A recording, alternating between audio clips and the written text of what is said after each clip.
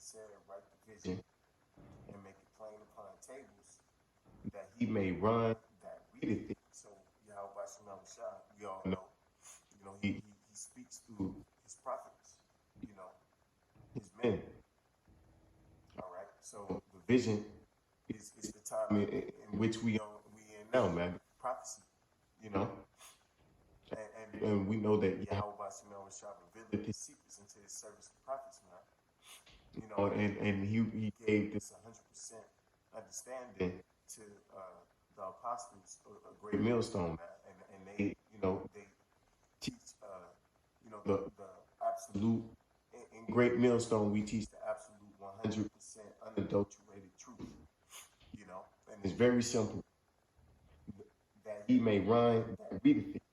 For the vision is yet for an appointed time, but at the end it shall speak and not lie. See, so the things in which brothers are out on the highways and byways and making videos about day in and day out, the things in which we prophesy, they are going to come to pass, and you can see now that we are in the time of prophecy.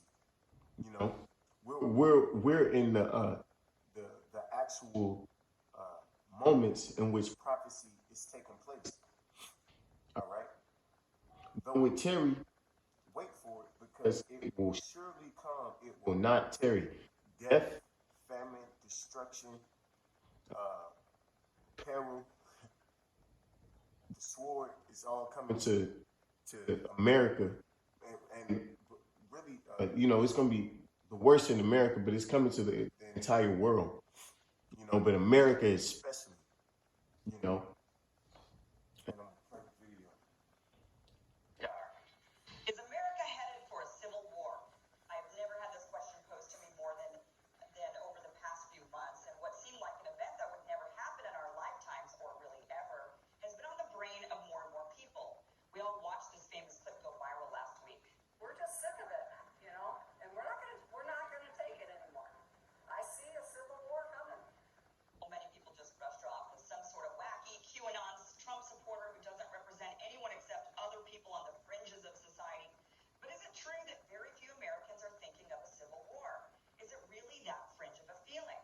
Well, according to a newly released poll from University of Virginia Center for Politics, a whopping 52% of Trump supporters and 41% of Biden supporters would favor a secession of red or blue states. These are astonishing numbers. Nearly half the country would be okay with getting rid of the other half. There's been some crazy talk in the past, mostly coming from places like Texas about seceding from the Union, but it's never been taken too seriously. But the political division has been increasing at such a rapid pace over the past several years that now many people on both sides seem very open to just splitting the country in two. Andrew Yang, who is starting a third party called the Forward Party with the slogan, "Not left, not right, but forward," tweeted a Churchill and Goldstone poll released about a year ago, showcasing how the political division today is higher than it was right before the Civil War. Now, I don't think we really see what Kim doesn't understand is that the Civil War isn't gonna be between two factions. It's not gonna be left versus right. It's not gonna be red versus blue. It's gonna be free for all. If brothers, that play or into video games, if you're familiar with Call of Duty Warzone, that's more so what it's gonna be like. Groups of people against other groups of people within, one area, so to speak. It's gonna be neighbor against neighbor, literally. And this would these these people don't really that's what they downplay. They don't really understand that. Really need a poll to tell us the tension is high, very high. I mean, many of us have family members who will not speak to us for one political reason or another. Political division today isn't just about a difference in ideas. The division is about morals. One group believes the other is evil or destructive in some way and must be stopped. And apparently, if they can't be stopped, then maybe it's best to just cut them out in the same way many are cutting their own family members out. On top of this deep resentment many are feeling for people on the other side of the aisle, there is a growing resentment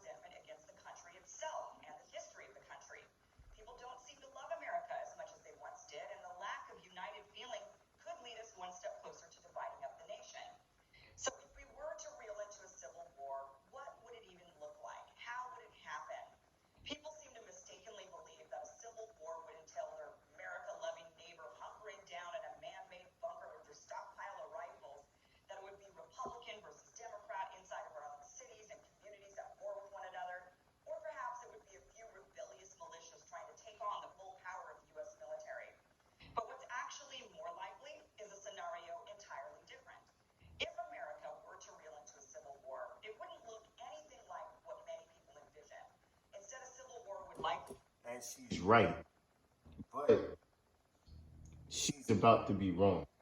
start when a state government defies the federal government in some way. The federal government would then try to negotiate with the state, but when that doesn't work, they try to coerce them by limiting access to certain federal resources. They'd essentially use the same tactics used in countries such as Venezuela and Iran. It wouldn't be full-on military engagement type of civil war. It would entail sanctions and embargoes. So she's making a lot of assumptions. She really she don't understand how severe tensions are between just normal everyday people. How people have been severely affected by the events of the past year and some change. This is Matthew 24:12. And because iniquity shall abound, the love of many shall wax cold. So it's so much iniquity.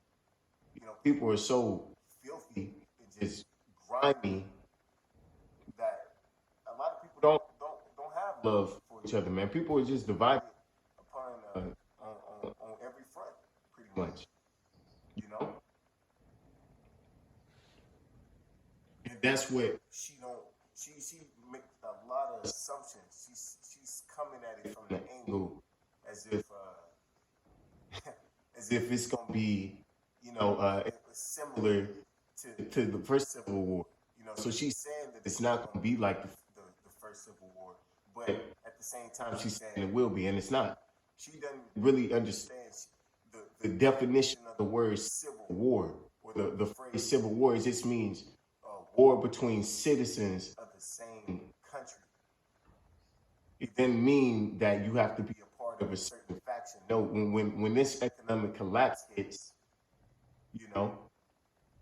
people ain't gonna give a fuck what size you want. The federal government would use economic disaster to try and get the state to cave. The state, in order to protect their imports and exports, would deploy its National Guard to the state's lines, but that's likely the extent of the military engagement. The sanctions and embargoes would do the damage needed to attempt to strong-arm the state back into the Union. Some states would last longer than others if they're already more self-sufficient, but others may have to give up on their quest for independence against the feds a little earlier. In any case, a looming civil war isn't likely to result in people battling it out in gunfights within our neighborhoods and cities. It's likely to be less dramatic, but just as damaging. She speaks as the foolish woman speaks. But that's the idea that a lot of Americans who are hip on game or are up the game to what's happening within their society, that's the interpretation that they get. That's the vision that they get when they think of a second civil war. The vision of Yahweh Shema is completely different. This is Revelations 18:21. And the mighty angel took a stone like a great millstone and cast it into the sea, saying, "Thus with violence shall that great city Babylon be thrown down." So America's not just gonna fall economically. It will fall economically, but when it does fall economically, you think people are just gonna sit back and just wait and just watch? No, man. People are gonna be completely desperate. People are gonna bug out and lose their minds. And people are gonna panic. People are gonna not know what to do. When COVID first happened, it was a lot of people panic buying. Well, what happens when they try to panic buy and they go to the store and there's nothing to buy? Then what do they do? At that point, they're about willing to do anything. And this is where we headed, man. This is where we in. This is Matthew 12:25, and Yahweh knew their thoughts and said unto them, every kingdom divided against itself is brought to desolation. And that's what we see. It's funny how, the men of the Lord have been prophesying and saying these things were going to happen years in advance, and now you're seeing it on the mainstream media. Now you seeing Fox and The Hill and CNN talking about the same things that the men on the street corners were talking about. Ain't that something? That's just incredible, and it's beautiful, you know, because we told you so, you know, and you still don't want to admit it right now. You still got that pride in you, but when shit hit the fan, you're gonna be saying the same shit. You're gonna be like, man, they told me so. And every city or house divided against itself shall not stand. See, and that's what that's what happened, man. The house is divided. You know, America is divided against itself. You know, more deeper than people can really comprehend. There's people out here who, just straight up hate each other, man.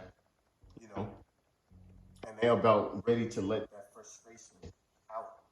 This is the purge, forever purge. Woo! This is what these movies that they push, because they know they program and condition you people to bug out in that way, man. You people are fucking pathetic, and you're gonna show yourselves to be pathetic in that day. And if Satan cast out Satan, he is divided against himself.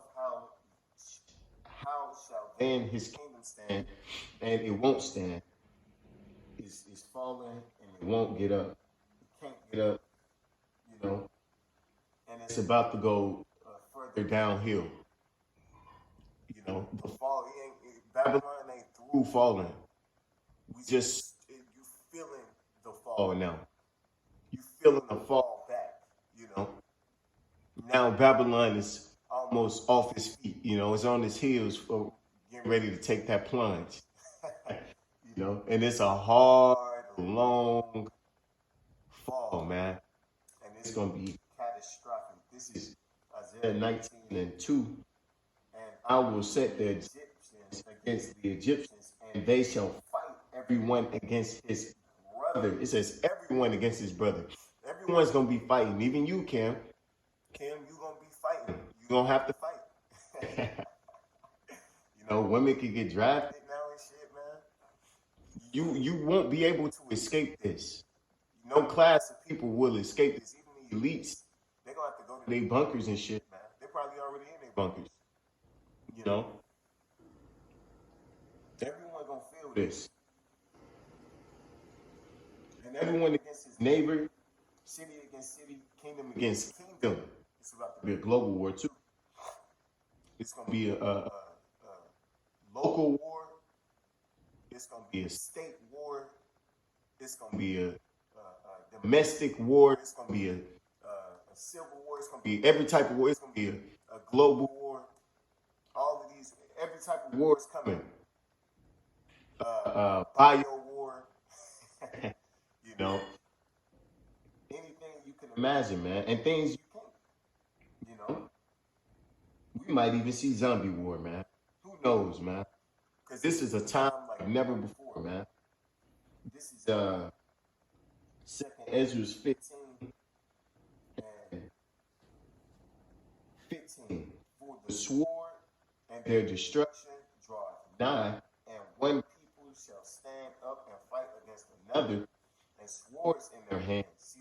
She think that all these guns, and her colleagues, and a lot of people in America, they think that all these guns aren't going to get put to use, man. You're going to use all your bullets.